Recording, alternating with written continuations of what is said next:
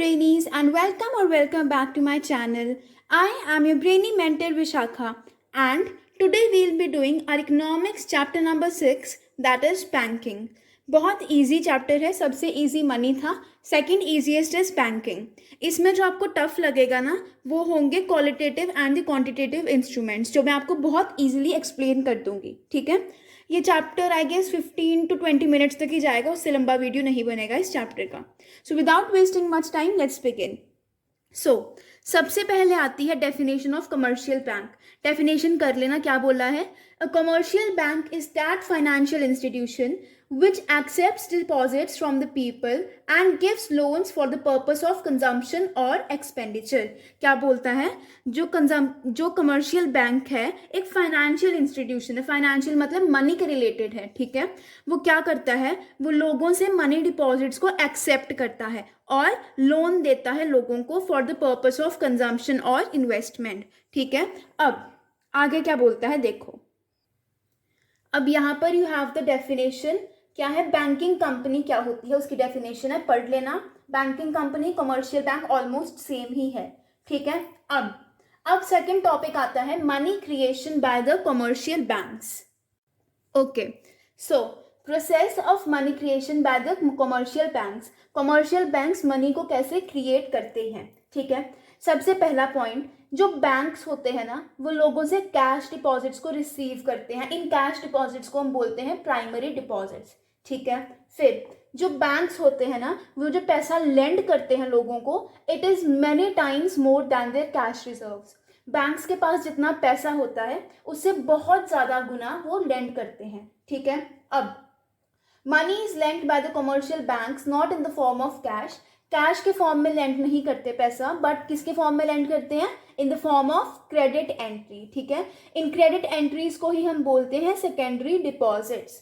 Clear. अब जो borrowers हैं वो चेक्स इशू कर सकते हैं. जो लोन्स देते हैं ना जो कमर्शियल बैंक लोन्स देता है तो उसके अगेंस्ट बोरोवर्स ना चेक्स इशू कर सकते हैं उन लोन्स को खुलवाने के लिए. ठीक है, और डिमांड डिपॉजिट्स क्या होती हैं. डिमांड डिपॉजिट्स होती है primary deposits plus secondary deposits. Demand deposits वो डिपॉजिट्स होती हैं जो लोगों ने कमर्शियल बैंक्स में रखी होती हैं. ठीक है, अब जो डिमांड डिपॉजिट्स होती है ना बैंक्स के पास वो बहुत ज़्यादा होती है as compare to the cash reserves. ठीक है, और क्या बोलता है, ऑल डिमांड डिपॉजिट्स, जितनी भी डिमांड डिपॉजिट्स हैं, देखो all demand deposits serve as money supply in the economy just like cash held by the people. जितने भी डिमांड डिपॉजिट्स होते हैं वो मनी सप्लाई का काम करती है इन दी इकोनॉमी. ठीक है, अब demand deposit serving as supply money is called bank money. Bank money के बारे में हमने पहले भी पढ़ा है कि जो डिमांड डिपॉजिट्स होती हैं जो मनी सप्लाई में हेल्प करती हैं. क्लियर. ओके, अब इस पेज पे आपको कुछ भी डिटेल पढ़ने की जरूरत नहीं है. What you have to remember is demand deposits का फॉर्मूला. क्या फॉर्मूला है, 1/CRR प्लस कैश रिजर्व्स. ठीक है, डिमांड डिपॉजिट्स का formula. And factors affecting money creation by commercial banks. कौन से फैक्टर्स हैं देखो. We have cash balances with the commercial banks and CRR credit cash reserves ratio. ठीक है, ज़्यादा CRR होगा तो मनी क्रिएशन की कैपेसिटी कम होगी. ठीक है, और ज़्यादा कैश बैलेंस होंगे और तो मनी क्रिएशन की कैपेसिटी ज़्यादा होगी. क्लियर है. अब on this page we have CRR and credit multiplier. ठीक है, CRR को क्या बोलते हैं, LRR भी बोलते हैं, मतलब लीगल रिजर्व रेशियो भी बोलते हैं, बिकॉज ये कौन डिटर्मिन करता है, हमारा RBI डिटर्मिन करता है. ठीक है, तो अब यहाँ पर हमें क्रेडिट मल्टीप्लायर, अगर हमारे पास CRR है तो हम अपना क्रेडिट मल्टीप्लायर निकाल सकते हैं. Credit multiplier is denoted with K. Credit multiplier का फॉर्मूला देखो 1/CRR. ठीक है, इतना समझ आ गया, अच्छे से समझ आ गया. क्रेडिट मल्टीप्लायर होता क्या है, number of times the commercial banks can create credit. Commercial banks कितनी बार एक मतलब अपने कैश रिजर्व से अपना क्रेडिट क्रिएट कर सकते हैं उसको बोलते हैं क्रेडिट मल्टीप्लायर. एक बार क्रिएट कर सकते हैं, 2 बार या कितनी बार भी वो क्रिएट कर सकते हैं. क्लियर है. अब हमारे पास टॉपिक आता है सेंट्रल बैंक. इसके फंक्शंस बहुत इंपॉर्टेंट हैं. ठीक है, सबसे पहले सेंट्रल बैंक कौन है इंडिया का, RBI, ये तो आपको पता ही है. ठीक है, अब फंक्शंस ऑफ सेंट्रल बैंक मैं आपको एक एक करके यहीं से ही एक्सप्लेन कर देती हूँ। सबसे पहले bank of issuing notes. Central bank क्या करता है, नोट्स को इशू करता है, ये तो आपको पता ही है, ठीक है। Second, banker to the government. Banker to the government मतलब जो हमारा सेंट्रल बैंक है ना, वो गवर्नमेंट की सारी पॉलिसीज, इकोनॉमिक पॉलिसीज को इनिशिएट करता है। देखो बुक से करेंगे, ये देखो यहाँ पर लिखा है सेंट्रल बैंक क्या होता है, बैंकर होता है गवर्नमेंट का, एजेंट होता है और एडवाइजर होता है। बैंकर मतलब गवर्नमेंट के अकाउंट्स को मैनेज करता है, एजेंट मतलब सिक्योरिटीज खरीदता है और बेचता है on behalf of the government, and adviser मतलब पॉलिसीज कुछ ऐसी बनाता है ताकि मनी मार्केट को रेगुलेट किया जा सके, ताकि कोई डिफ्लेशन या इन्फ्लेशन ना हो, ठीक है। अब bankers, bank and supervisory role. अब देखो, जो रिलेशन कमर्शियल बैंक्स का पीपल के साथ होता है, वही रिलेशन सेंट्रल बैंक का कमर्शियल बैंक्स के साथ होता है, ठीक है। क्या करता है, जो सेंट्रल बैंक है वो लोन्स प्रोवाइड करता है टू द कमर्शियल बैंक्स और उनके डिपॉजिट्स को भी एक्सेप्ट करता है, ठीक है। और एक क्लियरिंग हाउस फंक्शन भी प्रोवाइड करता है। क्लियरिंग हाउस फंक्शन होता क्या है, ये नेक्स्ट पॉइंट में मैं आपको एक्सप्लेन करूंगी इन पॉइंट नंबर 6, ठीक है। अब एक पॉइंट आता है सुपरवाइजरी रोल, मतलब सेंट्रल बैंक सुपरवाइज करता है कि जो कमर्शियल बैंक्स हैं वो प्रॉपरली उसके डायरेक्टिव्स को फॉलो कर रहे हैं या नहीं कर रहे हैं फॉलो, क्लियर है। अब आगे आता है lender of the last resort. यहाँ पर देखो क्या बोलता है, मतलब कि अगर कमर्शियल बैंक, मतलब हम कह सकते हैं कि अगर कमर्शियल बैंक को घाटा हो जाए, लॉस हो जाए, तो हेल्प करने के लिए कौन आता है, central bank. Central bank advances loan, central bank loan देता है to such a bank against approved securities, proper loan provide करता है बैंक को, ठीक है।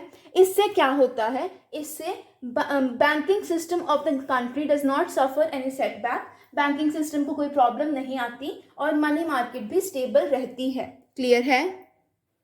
अब आता है कस्टोडियन ऑफ फॉरेन एक्सचेंज, जिसको हम फॉरेक्स भी बोलते हैं, ठीक है। जो हमारा सेंट्रल बैंक है वो फॉरेन एक्सचेंज रिजर्व्स को प्रिजर्व करके रखता है और क्या करता है, मैनेज फ्लोटिंग। मैनेज फ्लोटिंग से क्या होता है, एक्सचेंज रेट स्टेबल रहता है। अब मैनेज फ्लोटिंग की डेफिनेशन देखेंगे, देखो क्या लिखा है, manage floating refers to the sale and purchase of foreign exchange with a view to achieving stability of exchange rate for the domestic currency, ठीक है। Sale and purchase foreign exchange की, ताकि हमारी जो डोमेस्टिक करेंसी है उसकी exchange rate में proper stability आ जाए, क्लियर। अब क्लियरिंग हाउस फंक्शन यहाँ पर आता है, सिंपली बता देती हूँ क्लियरिंग हाउस फंक्शन क्या होता है। एक ऐसी जगह जहां पर सभी बैंक्स मिलकर अपने लोन्स क्लियर कर सकते हैं, अपने चेक्स को क्लियर कर सकते हैं, उसको बोलते हैं क्लियरिंग हाउस फंक्शन। तो सेंट्रल बैंक ही ऐसी जगह है जहां पर सभी बैंक्स आकर अपने जो चेक्स हैं उनको क्लियर कर सकते हैं, ठीक है। It avoids transfer of cash between the banks and reduces requirement of cash, clear. अब आता है 7th point, that is control of credit, मतलब कि वो कंट्रोल करता है, regulates the creation of credit, मतलब कि ये इन्फ्लेशन के टाइम पे मनी की सप्लाई कम कर देता है और डिफ्लेशन के टाइम पर मनी की सप्लाई ज़्यादा कर देता है, इसका मतलब ये होता है, क्लियर। अब हमारे पास टॉपिक आता है कंट्रोल ऑफ मनी सप्लाई और credit supply by the central bank. Important topic है, इसमें आते हैं qualitative and the quantitative instruments, इनको हम डिफाइन करेंगे। ये थोड़ा सा ट्रिकी टॉपिक होता है तो ध्यान से समझना इसको क्या बोल रही हूँ मैं, ठीक है। ओके, तो सबसे पहले we will be starting about the quantitative instruments. Quantitative instruments में सबसे पहले आता है बैंक रेट। बैंक रेट की डेफिनेशन करनी है, क्या बोलता है, rate of interest at which RBI lends money to the commercial bank. ये तो आपको पता ही है बैंक रेट के बारे में, ठीक है। अब ध्यान से सुनना, ये पैराग्राफ पूरा पढ़ने की ज़रूरत नहीं है। What you have to go through is this yellow box, जो इस येलो बॉक्स में गिवन है वही यहाँ पर पैराग्राफ में एक्सप्लेन्ड है। देखो क्या बोलता है, पहले हम राइज के बारे में ही पढ़ेंगे ताकि इन्फ्लेशन कंट्रोल हो जाए, ठीक है। अब जब हमारा बैंक रेट बढ़ता है तो उससे क्या होता है, market rate of interest. Market rate of interest क्या होता है, जिसपे कमर्शियल बैंक्स लोन प्रोवाइड करते हैं लोगों को, वो मार्केट रेट ऑफ इंटरेस्ट भी बढ़ जाता है। इससे कैपिटल की कॉस्ट, कैपिटल मतलब मशीनरी या फिर बिल्डिंग एंड एवरीथिंग, उसकी कॉस्ट बढ़ जाती है और क्रेडिट की डिमांड कम हो जाती है, पैसे की डिमांड कम हो जाती है, तो मैंने क्या बताया था, जब डिमांड कम होती है तो सप्लाई भी कम हो जाती है पैसे की, और पैसे की सप्लाई कम कहाँ पर होती है, जब इन्फ्लेशन होती है ना। सो इन्फ्लेशन फिर कंट्रोल हो जाती है, ठीक है। इसका ऑपोजिट कर दो, फॉल इन बैंक रेट, तो डिफ्लेशन कंट्रोल हो जाएगी। अपने वर्ड्स में जस्ट एक्सप्लेन इट एंड आप आंसर लिख सकते हो। कैसे लिखोगे, when the bank rate rises market rate of interest also rises leading to rise in cost of capital. ऐसे करके एक्सप्लेन करके लिख देना है आपको। समझ आ गया। अब आगे देखते हैं क्या है। ओके, सो सेकंड आता है ओपन मार्केट ऑपरेशंस। पहले इनकी डेफिनेशन कर लो। क्या होता है, sale and purchase of securities in the open market. RBI क्या करता है, मैंने बताया था ना पहले भी, जो हमने पहले पढ़ा है as a banker to the government वाला रोल, वहीं पर ही वहाँ पे सेम यहाँ पर ये लिखा हुआ है कि जो आरबीआई है वो सिक्योरिटीज को खरीदता है और बेचता है on behalf of the government, ठीक है।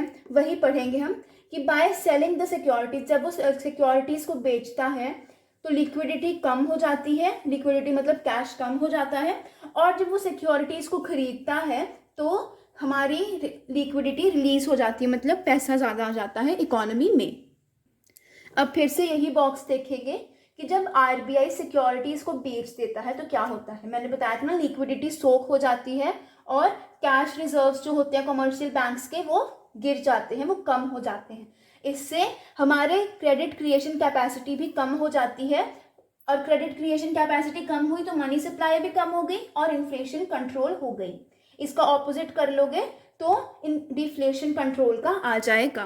क्लियर। अब next we have repo rate. Repo rate की डेफिनेशन फिर से, rate at which RBI offers short period loans to the commercial banks.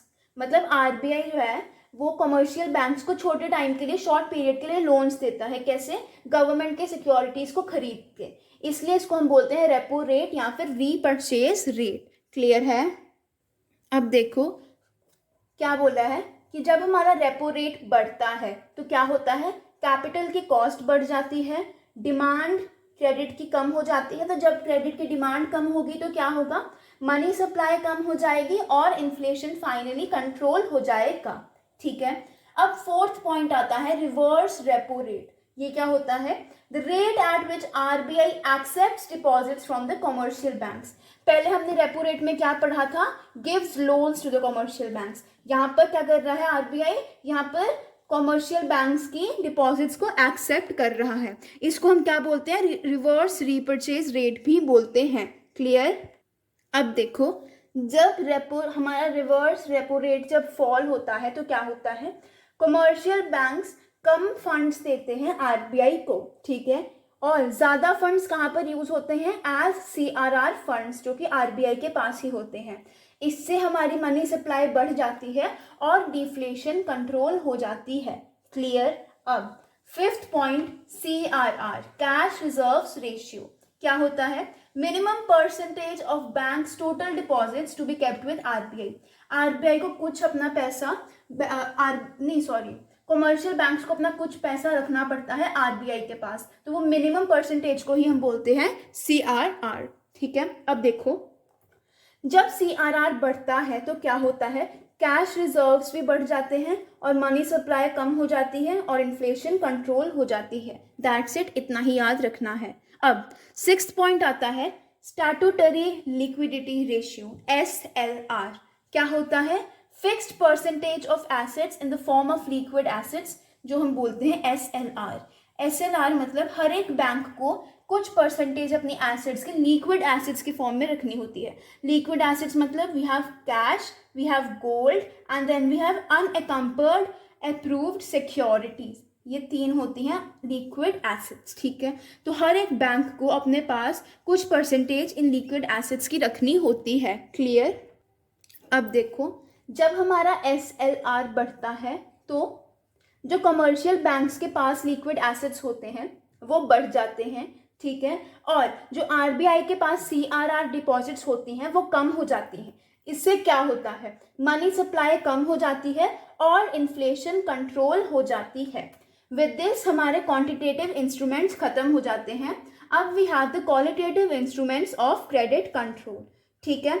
सबसे पहला आता है मार्जिन रिक्वायरमेंट। मार्जिन रिक्वायरमेंट होता क्या है? Difference between current value of security offered for loan and the value of loan granted. For example, अगर किसी इंसान ने अपना घर गिरवी रखा है, घर की कीमत है 1 करोड़ रुपीस, ठीक है, और लोन वो लेते हैं 80 लाख रुपीस का, तो डिफरेंस क्या है? 20 लाख। ये 20 लाख ही होती है मार्जिन रिक्वायरमेंट। समझ आ गया? अब जब हमारी मार्जिन रिक्वायरमेंट बढ़ती है तो क्रेडिट की डिमांड कम हो जाती है और सप्लाई भी कम हो जाती है क्रेडिट की, ठीक है। इससे मनी सप्लाई भी गिर जाती है और फिर इन्फ्लेशन गेट्स कंट्रोल्ड। क्लियर? अब नेक्स्ट आता है राशनिंग ऑफ क्रेडिट, मतलब fixation of credit Kota's for different business activities, ठीक है। कुछ फॉर एग्जांपल कुछ बिजनेस को ज़्यादा पैसे की ज़रूरत होती है, कुछ को कम की ज़रूरत होती है, तो उसके अकॉर्डिंग क्रेडिट कोटाज फिक्स करने। अब जब क्रेडिट राशनिंग इंट्रोड्यूस होती है तो क्या होता है? सप्लाई ऑफ क्रेडिट कम हो जाती है, ठीक है, और फिर सप्लाई ऑफ मनी भी कम हो जाती है एंड देन इन्फ्लेशन कंट्रोल हो जाता है। क्लियर? इसके ऑपोजिट करोगे तो विड्रॉल ऑफ क्रेडिट राशनिंग में आ जाएगा। क्लियर? अब लास्ट पॉइंट आता है मॉरल सुएजन, मतलब कि जो आरबीआई है वो ना एडवाइस देता है कमर्शियल बैंक्स को टू फॉलो इट्स डायरेक्टिव्स। इसको हम बोलते हैं मॉरल सुएजन। क्लियर है? सो गाइज विद दिस हमारा पूरा चैप्टर खत्म हो गया है। A very easy chapter. I hope आपको अच्छे से समझ आ गया होगा। इसके नोट्स भी मैं अपलोड कर दूंगी चैनल पे, you can check them out, you can click on the i button and check them out. And अगर आपको ये चैप्टर अच्छा लगा होगा, अगर आपको ये एक्सप्लेनेशन अच्छी लगी, तो don't forget to like, share and subscribe to the channel. I hope you love this video. Thank you so much for watching.